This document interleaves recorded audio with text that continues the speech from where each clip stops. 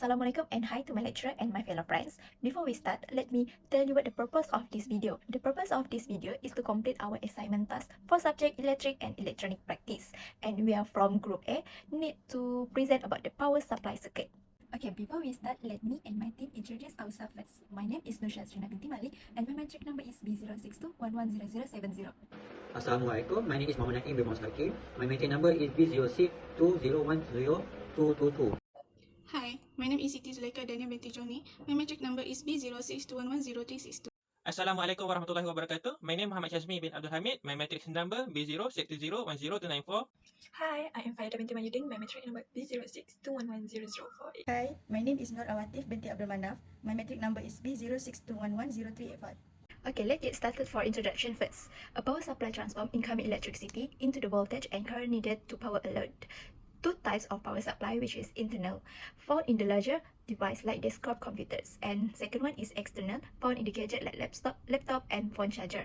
A system of components can operate in AC or DC, combining active parts, power supply source, and passive component, which is resistor, capacitors, and inductors. Okay, this work also produced a novel of the solution, high efficiency shifting regulators such as converters that bucks for positive 5 voltage and surge converted for negative 5 voltage may be used in place of the linear regulatory device. Our group hopes to gain successful managerial abilities from the study by learning how to generate data and collaborate on basic DC and AC circuit design.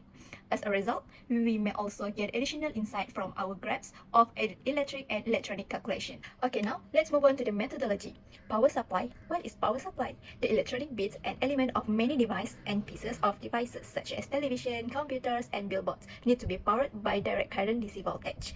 By inverting and reducing the supply AC voltage to the DC level, one may easily create a stable DC voltage based on the AC voltage found in the homes or office. Okay, now the component. The first one is diode. Moreover, the diode is the component included in the investigation. A diode is a semiconductor that only allows electricity to flow into one direction. It is made up of the pair of ends connection to the cathode and anode, which are two pieces of semiconductor materials. The element from this study that becomes known is capacitor. The capacitor is an appliance that stores electrical power and is composed of two spread conductors that are placed near apart. The third one is the generator. The generator is a part of an electrical and the machine that generate and transmit typical waveforms that are generally seen and cubic rest to an envelope object. The last one is transformer. The transformer, which is on the flip side, in an appliance that step either upwards or downwards the voltage, whereas transmitting electricity from an individual AC circuit that to several other circuits. The tools that we use at the multisim software. The first one is multimeter. A multimeter, a measuring instrument with many electricity component measurement, which is what we employ to finish the investigation because it can measure voltage, resistance, and current. And conventional multimeter may also be used as an ohm meter, voltmeter, and ammeter. Next, the oscilloscope is an instrument used often in the labs to display and analyze electrical charger. Wherefrom is the oscilloscope. In essence, the device creates a graph that show the instantaneous signal voltage in science time. I will explain about selection and justification of the simulation component value. The first one is the AC power. The value of AC power for this circuit is 240 root mean square and 15 Hz. This circuit also use a center top transformer.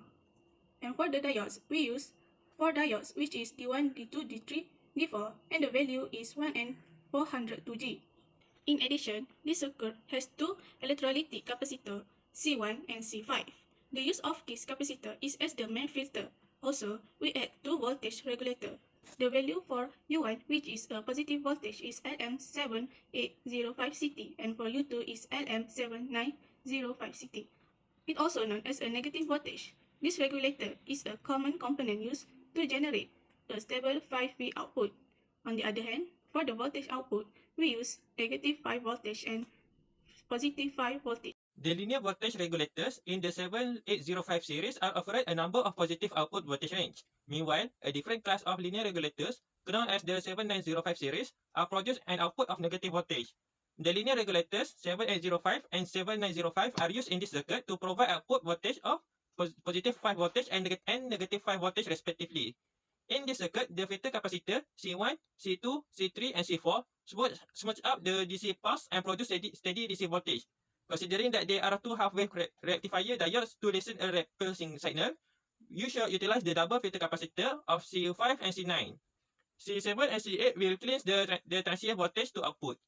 The functioning of sinusoidal circuit and simulation result measurement. The AC source should produce a sinusoidal waveform at 240 volt regulator model and 50 MHz. The voltage of the primary variant should be sinusoidal and corresponding to the source. Channel A has a peak value of 338.859 volt and peak to peak value of 377.514 volt. We may compare the channel A volt regulator model as 338.859 divided by R square 2, which is about 339.411 volt or 340 volt. Channel B, we can see that peak value is 33.886 volt, which is equal to 34 volt, and the peak value is 67.7751 volt. So, volt peak divided R square 2, we can write channel B volt regulator module 67.751 divided R square 2 is about 33.886 volt or 34 volt. So, next, the voltage regulator output should be constant. However, the in multisystem using multimeter, the value of output positive 5.04 volt and negative output is 5.682 volt. Respectively, if the power supply circuit output voltage is inconsistent, it may be due to a variety of difficulties of which effect circuit performing in a unique way. So, such as polarization, if the voltage regulator do not perform properly or low quality, they may fail to maintain consistent output of voltage under changing load system. So, this will result in a stable output that very low. For the discussion, for creative solution, I've decided to replace linear regulators with high efficiency switching regulators. Replace the linear regulators with high efficiency switching regulators, such as buck converters for positive 5 volts and boost converters for negative 5 volts. Switching regulators work by rapidly switching a transistors on and off, limiting the time it spends and in a partially conducting state, lowering power losses and increasing efficiency. So what the advantages and disadvantages? First, increased efficiency.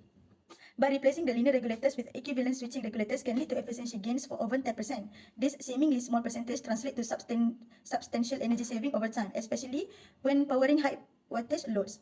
Next, reduce heat generation. The lower power losses from switching regulators can improve the thermal management of system. By minimizing heat dissipation, it alleviates the stress on surrounding components, potentially extending their lifespan. For the disadvantages, it is very complex. Building a stable and efficient switching regulator circuit requires knowledge of power electronics principles, calculations for component selection, and careful analysis of switching waveforms. Next, electromagnetic interference or AMI. Selecting components with low AMI characteristics such as shielded inductors and capacitors can further minimize AMI emissions. Careful attention to component layout, grounding practices also plays a vital role in mitigating AMI issues. Next, I will continue with eco-friendly component and sustainability assessment. First, we have gallium nitride (GaN) transistors. GaN transistors have inherent properties that allow them to switch faster with lower resistance, leading to efficiency gains up to 10%. Next, we have recycled materials. Traditional electronics rely heavily on virgin resources like mined metal and plastic polymers. However, opting for components made from recycled materials offers a sustainability alternative. Next, we have biodegradable electronics. Biodegradable electronics can significantly minimize waste consumption and pollution associated with conventional electric disposal methods. Next, end-of-life consideration. Let's go deeper 3 strategies for end-of-life consideration. First, take-back program. Convenient and closing the cycle. Provide customer with a convenient method to return used equipment. Reducing environmental impact. Mitigate the risk of device ending up in landfill through responsible disposal. Next, resources recovery facilities. The recovery of precious resources from returned devices. Next, second strategies is collaboration with e-waste recycler. Full product journey commitment goes beyond responsible design, emphasizing dedication to entire product life cycle. Certificate e-waste recycler partnership. Establish partnership with certificate e-waste recycler with ethical and effective material recovery. Next, third strategies is modular design. Replace, not discard. Component can be swapped out instead replacing the entire unit. Simple maintenance, easy modular replacement allow for quicker and more efficient repair. Increase resources efficiency, less material waste compared to full unit replacement. Next, implementation strategy. First, phase approach. Pilot project, control test to learn, monitor, and optimize. Reduce risk, minimize distribution to core operation. Data-driven optimization, fine-tune solution and gain insight. Second, employee training and engagement. Targeted training, equip engineer with technical expertise, empower maintenance worker with best practice. Next, technology empower employees drive. Acknowledge the role of employee skill and dedication in driving sustainability effort. Third, Collaboration with technology partner, investing in future knowledge transfer through training program. Next, collaborative outcome, enhance internal capabilities. Next, cost-benefit analysis. We have 3. First, full efficiency, reduce power consumption, enhance technology like GaN transistor and energy-efficient component minimize waste energy. Next, optimize operating cycle. Clever technologies adapt power usage based on demand. Second, least maintenance. Modular architecture, easy component replacement. Durable material, high quality component withstand stress and wear. Third, sustainable incentive, tax discount and rebate. Reduce your tax burden directly by implementing sustainable solution, grant and subsidies. The initial cost of implementing eco-friendly practice. Okay, now is the last part of this assignment, which is conclusion. The study successfully demonstrate the functionality of the power supply, shedding light on the conservation of current and voltage for various devices. The team delved into the significance of power supply, distinguishing between external and internal types, and embracing in integration of active and passive element for versatile AC and DC operation. In essence, the Sungrow Power Supply Company project successfully combined theoretical knowledge with practical application, foresting a comprehensive understanding of power supply circuit, semiconductor device, and sustainability energy solution. The team's commitment to efficiency, innovation, and environmental responsibility position them that at the forefront of modern power supply technology. Okay, that's all from our group. Thank you everyone for listening.